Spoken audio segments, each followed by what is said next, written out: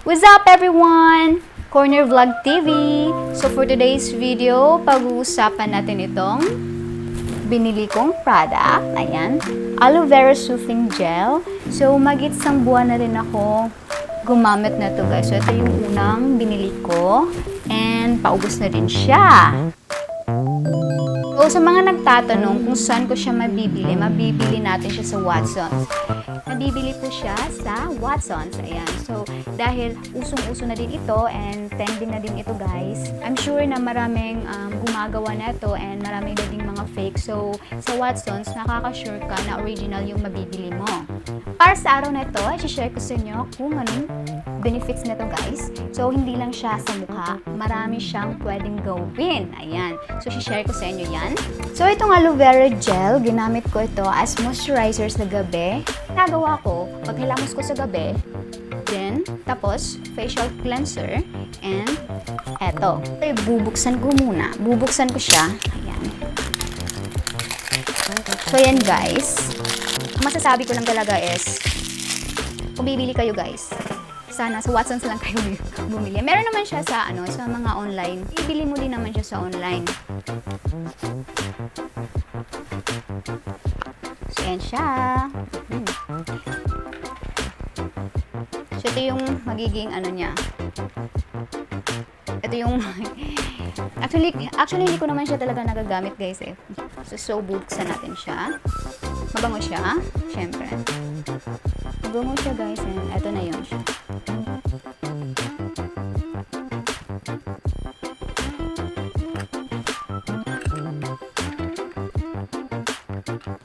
So, ang gagawin ko, ipapahid ko to sa mukha ko, syempre.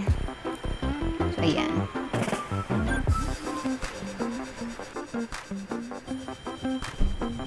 So, then, tapos naman din ako naghilamos.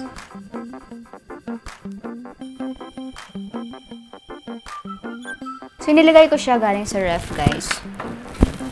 So, i-massage lang natin siya sa mukha natin.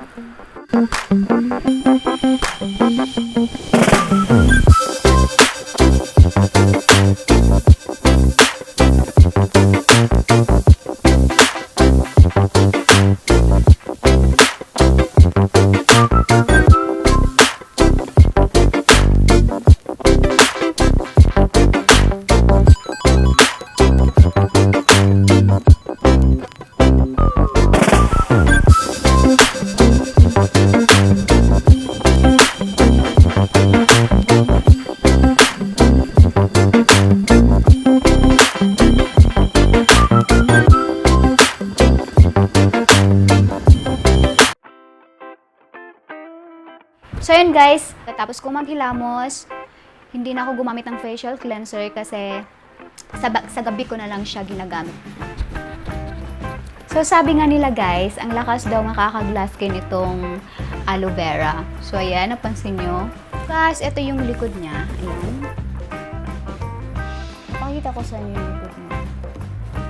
So, meron dito sa likod niya yung uses benefits. So, babasahin ko na lang. So, ang nakalagay dito, instant moisturizing pack for dry skin, body care for soft and moisturized skin, hair treatment for dry hair, aftershave gel, nail care essence, soothes sunburn. So, eto pala yung ginamit ko guys, dito sa dry scalp ko. Guys, napabasin ko kasi noon yung buhok ko, ang dami na yung mga flakes na nahuhulog na sa damit ko. So, medyo nakakainis siya. Kaya, nung nalaman ko na itong aloe vera gel is pwede pala itong pang dry scalp. So, ayan, sinubukan ko siya. So, nung sinubukan ko siya, worth it talaga guys. Nawala talaga yung dry scalp ko, promise. So, ipapakita ko sa inyo kung paano ko siya ilalagay sa buhok ko. Ayan. So, kuha kayo neto. Ayan. And, ipapahid mo lang siya dito sa scalp mo. Ayan.